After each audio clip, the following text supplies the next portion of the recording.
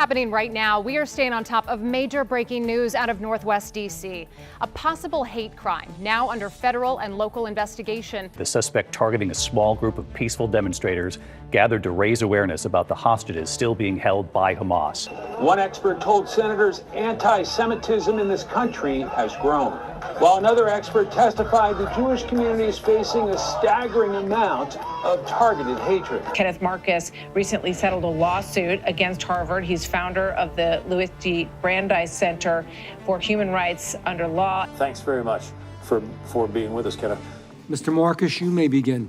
Harmful and often violent ideology plaguing our universities is no longer confined to the campus. We're seeing it in K-12 classrooms, healthcare facilities, workplaces, unions, other taxpayer-funded programs. What we're seeing is not only the greatest spike in campus anti-Semitism of our lifetime, what we're seeing beyond that is an attack on America and Western civilization. We need to understand that this is a threat not only to the Jewish community, and it is that, but to all of us. The Brandeis Center is prepared and actively working to confront anti-Semitism and secure the civil rights of Jews wherever they are threatened.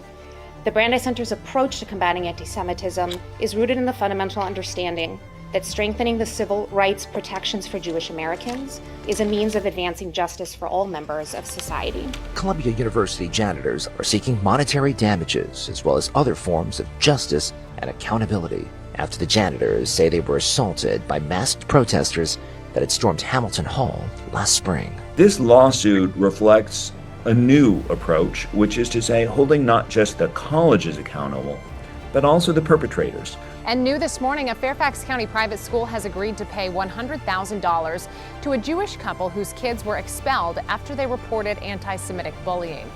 The Brandeis Center has filed a civil rights complaint with Virginia's Office of the Attorney General on behalf of the family against the school. They picked up their children one afternoon in March and had to tell their children they weren't able to go back to school anymore, that they were being kicked out of school. They decided it was important to take a stand for their community and for their children. Cal Poly Humboldt is under investigation by the U.S. Department of Education's Civil Rights Office.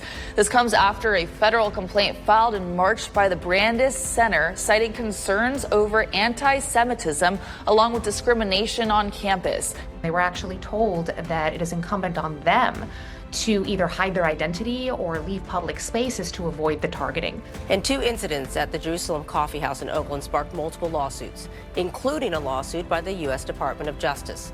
When Jonathan Hirsch says he was denied service after wearing a hat with the Star of David on it. This case has nothing to do about silencing anyone, has nothing to do with the First Amendment. Sole basis for kicking him out was that he was wearing a baseball cap with a Jewish star on it.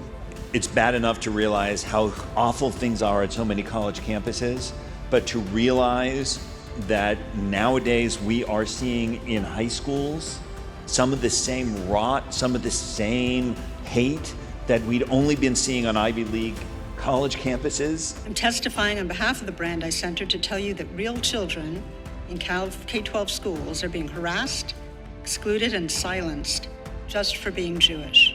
I urge this committee and Congress to act decisively to ensure that our civil rights laws are enforced and that every child in America is able to learn in an environment free from fear. ABN has failed in its duty to fairly represent all employees. As such, with the Brandeis Center for Human Rights Under Law, I and several other Jewish colleagues have filed complaints with the National Labor Relations Board and the Equal Employment Opportunity Commission. Those teachers for whom Zionism and Israel are an important part of their identity, these teachers are not being fairly represented by the unions. On top of the problems of their polarization, they are simply not doing the job that they are supposed to be doing. It is an honor and it is a privilege to see these people dedicate so much time and effort and resources to protecting the rights of the Jewish people and justice for everybody. If universities tolerate a hostile environment for Jewish students, they will have to pay and pay dearly. And that will certainly be true as long as there are organizations like the Louis D. Brandeis Center to hold them accountable.